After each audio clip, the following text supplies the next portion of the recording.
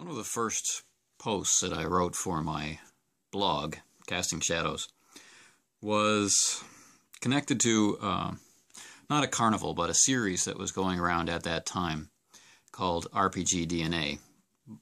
And that series was mostly about what games people had played, why, what they thought about them, that sort of thing. You know, what was your background in gaming before you started writing your blog?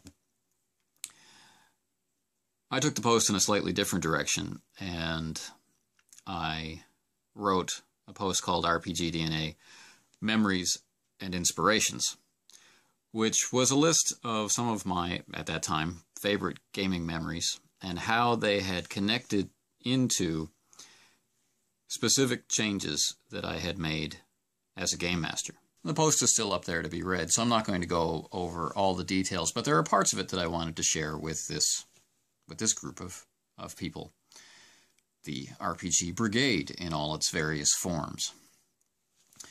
As an example of a memory, we'll go back to 1988.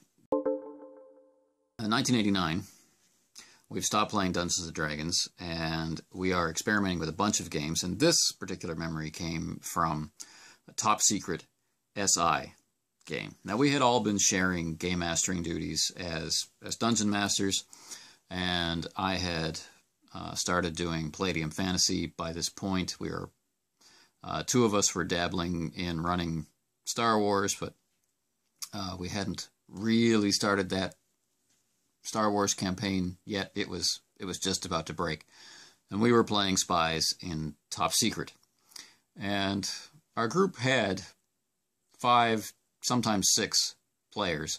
Only 3 of us ever took on game mastering duties, and it was often down between 2 of us, myself and the guy who was running the Top Secret campaign. Now, at this time, I didn't run Top Secret. That came later. I was just in awe of how he did it. He was able to bring in excitement into a game that was different from the excitement of accomplishment. I don't know if that's going to translate well for people who haven't experienced what I'm talking about, but in my gaming history at that point, a lot of the excitement came from overcoming obstacles that you didn't think your character was going to be able to overcome, that kind of thing. But the genre had been classic fantasy. We were on noble quests. There were high themes. There was a lot of heavy, emotional stuff going on in the background. It wasn't swashbuckling. It wasn't high adventure in that sense. It certainly wasn't, James Bond-inspired spy stories. It wasn't exciting like this. It wasn't thrilling, I guess is the word I'm looking for. So in one of the many thrilling scenes, we ended up in a prepared adventure that he had purchased, having been issued with rocket cycles. And basically we were warned from the beginning that they don't work. And of course, that just goads players to try and make them work, right? So we are also sent to the Grand Canyon. So, I mean, you see how these two things are going to collide, and it's quite predictable. And we as players kept trying to get ourselves the rocket cycles and the Grand Canyon all in the same scene at the same time.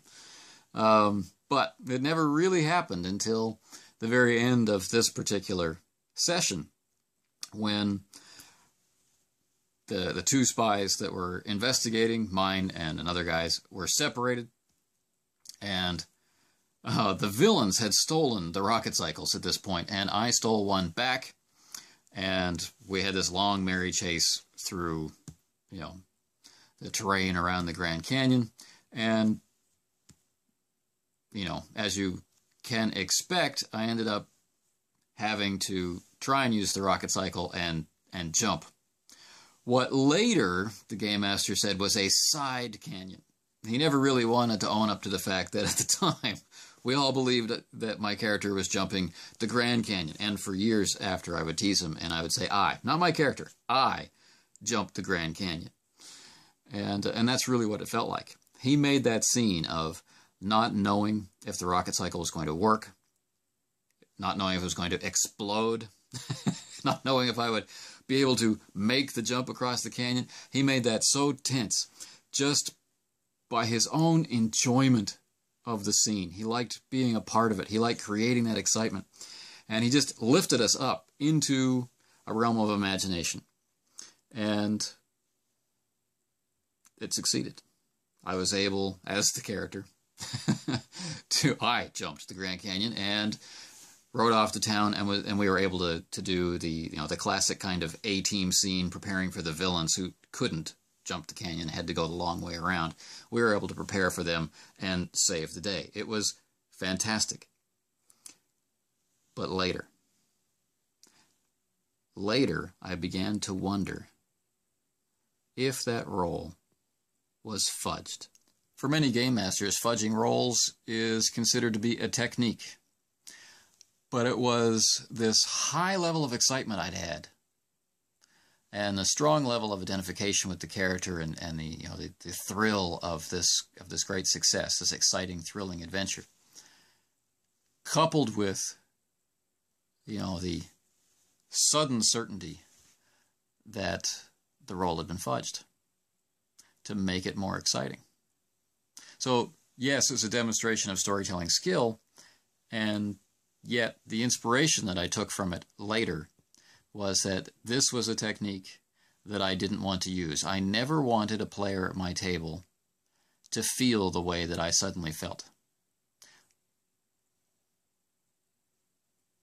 I didn't want that great thrill to be tainted by seeing the wires behind the screen, seeing how I had pulled it off. And so, while I had not really had much cause or much inclination to fudge dice rolls ever in Dungeons and Dragons, we were moving into new territory. We were moving into games where the need to manipulate the narrative was greater. Games like Star Wars, where there are no on-screen deaths of characters, needed some finesse, It's almost like, from my point of view, coming from a heavy simulation side, the persuasive voice of narrative was almost like, the dealer on the street saying, the first one's free. It was seductive, and that sense that you were telling a story became seductive, but I had decided that I wasn't going to fudge dice rolls. So my time as a storyteller in the White Wolf games down there, that was a time of great difficulty for me. Not fudging dice rolls, but yet involving myself in controlling the narrative. Interesting times. But the inspiration I took from this story was no fudging dice rolls. Maybe it works for you. Maybe it doesn't bother you, and maybe it doesn't bother your players. This is an inspiration that I had as a gamer, and I'm sharing with you. Now, the second inspiration, there were three. The second inspiration was to know your way. And the same game master who was running Top Secret and Star Wars for us and giving us such a great time, he was also the inspiration for this. But it took me a lot longer to form an awareness of how he had inspired me in this way. I think when I had met him my first year of university, I was an okay game master at that point. I ran a good Dungeons and Dragons game. But, like I mentioned, that sense of excitement and engagement that he was able to generate, and he was able to do it in D&D too, was not something that I had even come close to developing, and I really wanted to develop it. So he kind of opened my eyes to the things that I wasn't doing. I began to focus on all these things I wasn't doing. And it took me a while to figure out that there were many things I was doing well. And it was actually that reversal that led me to the games that would later be the games I played for the rest of my life so far. Games like Call of Cthulhu. When I finally figured out what my strengths were by walking through all of my weaknesses, I started pushing for playing games like Call of Cthulhu. And as I've said before, it was that game that helped me find my voice as a game master. And the experience of having tried to emulate his style and giving up and working on developing my own style, that served me very well as I took on later challenges, like trying to take my own personal style and make it work in more narrative games. Now, the last inspiration, the key one, was facilitate, don't fulfill. So I think that the games have two natures. We play them to escape. But if they're just escapism, then there's no thrill, and we move away from playing them. And so having limits, having consequences, these things became very important to me as I evolved as a game master. And I've continued to feel from very early on as a gamer that it's not escapism, it's a game, it's a challenge. There is something to accomplish. And I don't mean winning the role-playing game. I mean accomplishing whatever goal it is that you set out in the first place. You know, it could be an in-story goal. It could be in a D&D sense, a leveling goal. You want to get a character to a certain level. It could be expanding your skill into a different area of the game, such as, you know, managing a domain rather than running a single character, or successfully doing troop-style play, or doing a generation game, or doing a game built around flashbacks, or time travel, or whatever, you know. It was a game. It was built around challenges, and it was so much more fun because you're doing it with a group. And the game master is there to facilitate that group creation, not just fulfill the fantasies and wishes of the players. They can do that on their own. They don't need you for that. So the last story I'm going to share goes along with this idea of facilitate, don't fulfill. But it probably also goes along with don't fudge, because the guy who was running the game, who's also the guy who was running the game in the first memory in the blog post. If you go and read the blog post, there's another D&D story, and he was also running that, and that took place just before this did. So this was in a phase of my D&D playing where I was trying to explore basically the other alignments. You know, up until this point, we've been mostly playing good parties, so I was wanting to run characters that were neutral or running characters that were evil. I never really got off on the chaotic alignments, but other guys in our circle of acquaintance were getting into the chaotic alignment, so that's kind of what we were doing. And the story on my blog is from our evil campaign.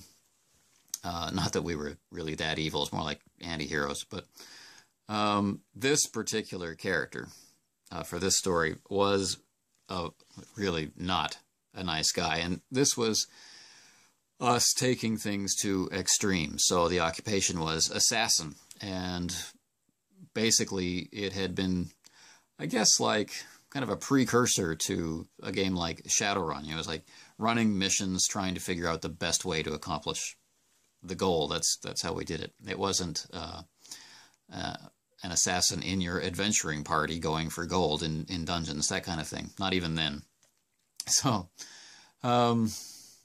this particular character had not had a very successful run the last two missions and basically needed to get out of town. So heads off out of the city the only time he's ever left the city in his lifetime, and he's going off into the country, leaving the largest capital city of the kingdom and going out into these smaller territories. And so he's arrogant and has no idea how to get along out there. And the game master got a kick out of that. I was getting a kick out of that.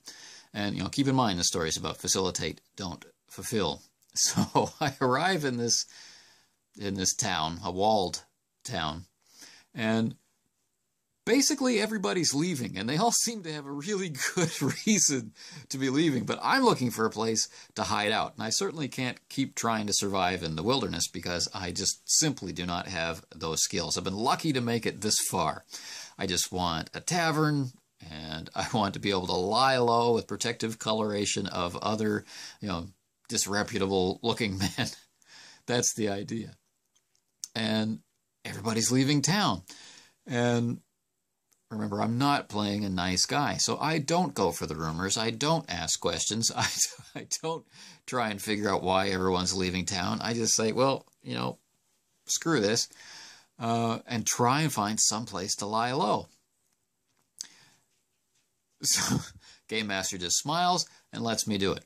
Doesn't force the rumors about the impending, kind of apocalyptic event which was supposed to take place. Doesn't have someone tell me out of the kindness of their hearts, because not playing a nice guy. Visibly unfriendly, violent-seeming character with a history of brutal violence. And I was treated accordingly. So the real story was this, necromancer out in the hills was sending an army of undead to wipe out this town for reasons I never discovered and the Game Master never divulged.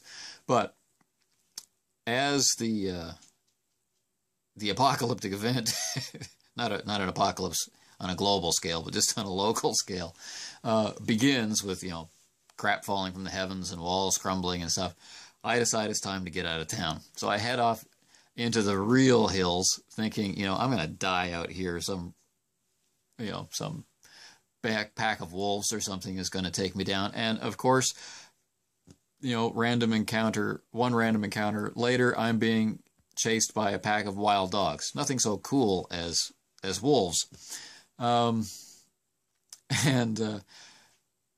Suddenly they stop chasing my character, and I'm on my way up a tree, and I'm wondering why. I mean, what horror is going to befall me now? Well, the horror was the vanguard, the leading edge of the skeleton army, who thankfully were played as very low intelligence, and they just walked by under the tree, which I had to stay up in for a very, very long time. The character's getting fatigued, the character's getting hungry, the Game Master's not just kind of hand-waving these kinds of effects, and eventually the coast seems clear, and I get down out of the tree and start walking across the landscape, and of course now it's wolves, right? So now I'm ripping across the landscape being pursued by wolves, wondering what am I going to do? And there's this cottage, and of course it's really late at night, and I make a stupid player error. I don't ask myself, why is this cottage still standing? Even though the skeleton army has marched through, why are there still lights burning, and why does it seem like a safe haven? No, I go in there and try and intimidate the owner, this sweet little old lady type, into taking care of me and hiding me from whoever comes. I'm threatening her, and she just complies and provides me with a nice stew, and I give in to the Game Master's suggestions that he really needs to sleep. So character goes to sleep. But, hears the door opening as the old woman, who is actually not an old woman, but some kind of lycanthrope creature working with the necromancer, which I could have figured out if I'd even given it a moment's thought, comes in to eat me alive. So I escape out of there, don't try and get into the combat thing, just go right out the window, leaving a lot of my gear behind, and I'm once again ripping across the landscape, and having terrain encounters and having random encounters, and basically having to run away from all of them. So here I've got this scary dude, you know, he's an assassin, high capability of dishing out death and intimidating, you know, whoever, running for his life from basically the moment the game started. And we're having an incredible amount of fun, but the story isn't over yet. I've realized that the only way I'm ever going to survive this encounter is if I get off the map. This became my holy grail as a player. I've got to get off the Game Master's map, and then, because it's so late, he'll just kind of call the game. This is my only strategy, a real meta strategy. I just have to survive. So I know there's a river near the edge of the map, so I'm heading for the river. Make it to the river. Suns come up. I'm thinking, at least for now, I might be safe from the undead army. And there's a ferry across the river. And there's a ferryman and a daughter and a dog. And the dog takes an instant dislike to the character. And, you know, I'm starting to sense how this encounter is going to go. And the ferryman takes one look at me and recognizes what kind of profession that I'm in, and says, "I'm not ferrying you out of the kingdom. You're a wanted man." You know, so I've had it. I'm not going to run anymore. We get into this fight, and of course, he's just a ferryman. Take him down and kill him without much effort. Of course, now there's no one to take me across the river, and the daughter throws herself into the attack, and playing an evil character, she goes as well. Well, that sets the dog off, and the dog is more than a match for my character at this point. And interestingly enough, in character and out of character, I didn't want to take out the dog. I couldn't see the guy doing it, and I certainly didn't want to roleplay through it. So again, it becomes escape. And the character dives into the river and is swimming for his life. And the last scene of that particular session was rapids. So this may sound like the Game Master just raining crap down on my character's head, but all this stuff was, quote, on the map. It was all there. It was all my choice of where to go, when to go there. And it wasn't the Game Master's job to make my character cool. It's my job to make my character cool. And I really didn't succeed in the whole cool part in this particular session. But this is a story that we still talk about and laugh about today. It was one of the most fun sessions we ever had. And I can still say I survived it. You know, he wasn't out to get me, but he certainly wasn't out to enable me to survive either. So facilitate, don't fulfill. Words that I have lived by as a game master for these many years. I hope you've enjoyed these 3 inspirations and the stories that back them up. If you'd like further details and additional stories that helped shape them, please do look at the blog post. I'll leave a link below.